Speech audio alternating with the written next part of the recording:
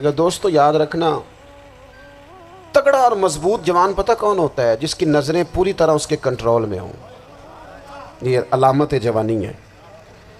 جس آدمی کا پوری طرح، دو لوگ دنیا میں کبھی کوئی کارنامہ سر انجام نہیں دے سکتے، ایک جو حرام کھاتا ہو، ایک جس کی نظر ناپاک ہو۔ محمد بن قاسم جب یہاں آئے تھے نا، تو ایک دن بڑے پریشان تھے، تو ایک بزرگ کہنے لگے آپ کیوں پریشان ہیں؟ کہنے لگے راجہ دہر سے مقابلہ ہے اور ہماری فوج تو سندھ کے رستے بھی نہیں جانتی، زبان بھی نہیں جانتی، لڑیں گے کیسے؟ دو چار دن کے بعد ان بزرگوں کی دوبارہ محمد بن قاسم سے ملاقات ہوئی تو بڑے خوش تھے۔ کہا اب آپ کیوں خوش ہیں؟ کہنے لگے وہ میرا مقابلہ نہیں کر سکتا، میں نے تحقیق کر لی ہے۔ کہا کیوں؟ کہنے لگے نظر کا گندہ ہے، اور جو نظر کے گندے ہوتے ہیں وہ میدانوں میں ٹھہرا نہیں کرتے۔ میدان کے لیے نکلنے کے لیے پاک جوانی کی ضرورت ہوتی، تطہیر مزاج ہونا ضروری ہوتا ہے، پاکیزہ افکار اور سچی اور سچی ستھری سوچوں کا ہونا ضروری ہوتا ہے۔ اس لیے فرمایا کہ میرا مقابلہ نہیں کر سکتا۔ حضرت عبداللہ ابن حذافہ کمرے میں تھے، تو وزیر کی بیٹی اندر سجی سنوری پہنچ گئی۔ جیسے ہی آپ نے اس کفر کی چال کو دیکھا تو تیمم کر کے نفل شروع کیے۔ وہ ساری رات بیٹھی رہی، رب کا بندہ ساری رات عبادت کرتا رہا۔ عبادت بڑا سہارا ہے، مصلی بڑا سہارا ہے اللہ کے بندوں۔ صبح دروازہ کھولا، وزیر نے اپنی بچی سے پوچھنا چاہتا تھا رزلٹ کیا نکلا، تو وہ کہنے لگی پیچھے ہٹ جا، اب تیرا میرا تعلق کوئی نہیں، میں نے نبی پاک کا کلمہ پڑھ لیا۔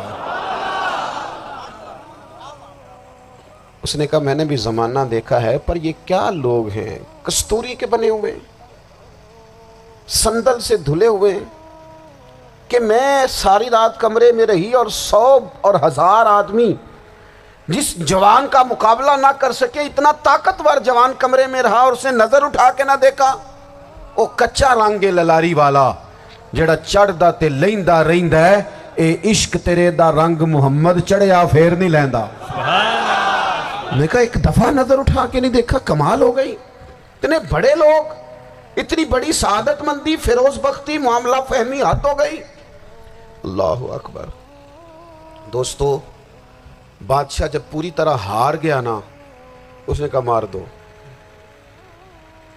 تیل گرم کیا ایک کڑاہی میں، اور جب آپ کو اس میں ڈالنے لگے تو آپ کی آنکھوں میں آنسو آ گئے۔ بادشاہ کا خیال ہوا شاید نرم ہو گئے ہیں، کہنے لگا روئے کیوں؟ فرمانے لگے سوچتا ہوں جان ہی ایک ہے، کتنا مزہ ہے اس کی راہ میں جان دینے کا، کتنی لذت ہے اس کے نام پر مرنے میں، کتنا لطف ہے۔ جے تو چڑھیا اتے دار بھی نہیں، تے جے تو وکیا عشق بازار بھی نہیں، تے ایڈا سستا سودا پیار بھی نہیں، تے ایڈا سستا لبدا یار بھی نہیں۔ کئی جنگل گانے پیندے نہیں، کئی دوزخ لنگنے پیندے نہیں، جے وہ اس ملوں بھی مل جاوے، ایدوں سستا ہور بپار بھی نہیں۔ تے کچھ سمجھ نہ آوے لوکاں نوں وہ کادے نال شہید کرے، ڈٹھی یار دے ہاتھ تلوار بھی نہیں، پر او دا خالی جاندہ وار بھی نہیں۔ کہنے لگے ایک جان ہے نا، تو دل کرتا ہے ہزاروں ہوتی تو ایک ایک کر کے محبوب کے نام پہ قربان کرتا، جب میرے پاس ہے یہ ایک، کروں کیا؟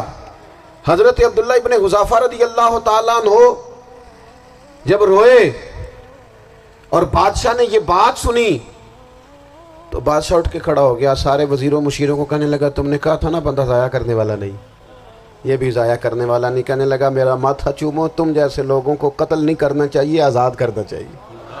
عزیز اپنی زندگی سے نا یہ بہت زیادہ ہرس، ہوس، طمع، اور یہ کسی بات کی بھی ہو، ہرس صرف پیسوں کی نہیں ہوتی ہے، شہرت کی بھی ہوتی ہے، یہ بیماری انسان کو اقتدار کی بھی ہوتی ہے، تعریف کی بھی بیماری ہوتی ہے، یہ سارے نقص ہوتے ہیں لوگوں کو، اور معاذ اللہ بعض جبوں کبوں کے اندر بھی ہوتے ہیں، وہاں بھی پنپتے ہیں۔ اپنی زندگی جب تک اس سادگی میں نہیں لاؤ گے جو رسول پاک نے عطا فرمائی ہے، جب لوگ آسانیوں میں پوری طرح الجھ گئے تو پھر وہ دور ہوئے اور کفر چڑھ گیا۔ دوسری بات، اللہ کے محبوب صلی اللہ تعالیٰ علیہ وسلم کی محبت ہم سے تقاضا کرتی ہے کہ ہم اس مشن کے لیے کام کریں جس مشن کے لیے رسول پاک نے کام فرمایا ہے۔ ہم سارے کام بڑے مضبوطی سے، سوچ سمجھ کے، تدبر سے، حکمت سے، تقاضوں کو مد نظر رکھتے ہوئے کرتے ہیں سارے کام. دین کے کام میں ہمارا مزاج نہیں ہوتا. او ہو جائے گا جی، آپ بسم اللہ پڑھیں جی، شروع کریں جی. آپ تقاضوں کو سمجھیں، چیزوں کو دبائیں نہیں، چیزوں پر غور کریں. کسی کے ذہن کی سطح پر سوال ابھرتا ہے، اس کا تسلی بخش جواب دیں. اپنی زندگی میں دین کے کام کے لیے اپنے آپ کو وقف کریں. اور دین کے کام کے بہت سارے پہلو ہیں. ہزاروں لوگوں کو قرآن پاک ٹھیک پڑھنا نہیں آتا. ہزارہ لوگ ہیں جو قرآن مجید کے مطالب سے آگاہ نہیں ہیں. دین کی بنیادی ضروریات سے لوگ نابلد ہیں. میں آپ کو کس طرح یہ بات سمجھاؤں کہ ہزاروں کی تعداد میں طلاقیں اس لیے ہوتی ہیں کہ مردوں کو طلاق کے مسئلے نہیں آتے. انہیں پتہ نہیں ہے کہ مجھے حقوق زوجین کے معاملے میں کیسے چلنا. ڈھیر سارے گھروں میں تباہی اس لیے ہے کہ تربیت اولاد کا دینی منہج ہمیں نہیں پتا. اپنا حصہ ملائیں دین کے کام میں. ایک آدمی کو اگر تو نمازی کرنے میں کامیاب ہو گیا، تیری زندگی بدل گئی. وہ دین بیزار لوگ جو ہمارے بیچ بیٹھ کے ہماری نوجوان نسل کو پگڑی اور داڑھی کا نام لے کے بنیادی طور پر دین سے دور کرتے، ایسے نوجوانوں کو دین کا پیغام محبت دے کر دین کے قریب کرنا ہماری ڈیوٹیوں کا حصہ ہے. ہمیں ذمہ داری کا احساس کرنا پڑے گا. ہمیں یہ خاص قدم اٹھانا پڑے گا، توجہ دینی پڑے گی. مساجد، مدارس، میں آپ سے عرض کروں، اتنی ڈٹ کے مخالفت ہوتی ہے نا مدرسوں کی، اتنی ڈٹ کے. میں ادارہ چلاتا ہوں، اس کے چلانے میں جو مشکلات ہیں وہ تو ہم بتا نہیں سکتے آپ کو، اس لیے کہ میری قوم، میرا اس قوم سے تعلق ہے جو نعت خواں امیر کرنا چاہتی ہے، مدرسے نہیں. ہاں، نقیب خطیب پیدا کرنا چاہتی ہے، شعر و شاعری کی زندگی کو پروان چڑھانا چاہتی ہے. فقط ہمارا ان لوگوں سے تعلق ہے جو لاکھوں کروڑوں روپیہ محافل پہ لگائیں گے. اور قاری صاحب بیچارے اگر مسجد کا کوئی ہونے والا کام کسی وقت بتا دیں گے تو وہ بڑی مشکل آ جائے گی ان کے لیے. یہ کیسے ہو سکتا ہے، آپ نے یہ ڈیوٹی بتا دی. مدارس، اور جتنا اہم رول دین کو پھیلانے میں مدارس اسلامیہ کا ہے، اتنی زبردست. لوگوں کا خیال ہوتا ہے میری طرح کے لوگ شاید کام کرتے ہیں، ڈیوٹی کرتے ہیں.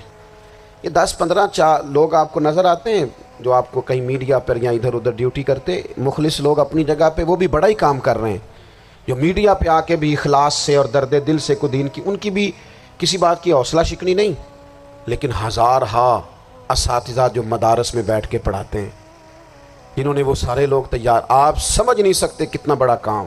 حفظ کا استاد جو ہوتا ہے نا، اس کی ڈیوٹی 24 گھنٹے ہوتی ہے فجر سے پہلے، اور اس نے بچوں کو اٹھانا. تنخواہ تو ہم انہیں دینا نہیں نہ چاہتے جی، تنخواہ نہیں دے دی انہوں نے. ہمیں مولوی امیر نہ ہو جانا. مولوی نو تے سوٹ بھی 27ویں والی رات دے ہے تاکہ کدھر سوان کے عید والے دن پا نہ لوے، چونکہ 27ویں تو بات درزی پھڑتا ہی کوئی نہیں. کیوں حضرت؟ ایسا ہی ہے نا، اس وقت تو نہیں نہ لیتا. تو ہم چاہتے ہیں مولوی ہماری مرضی کے ہماری طرح کا سوٹ نہ پہن لے. مدارس کی مضبوطی آپ یہ دیکھ لیں، یہ صلاح الدین ایوبی کا تعلق بھلا کس چیز سے تھا؟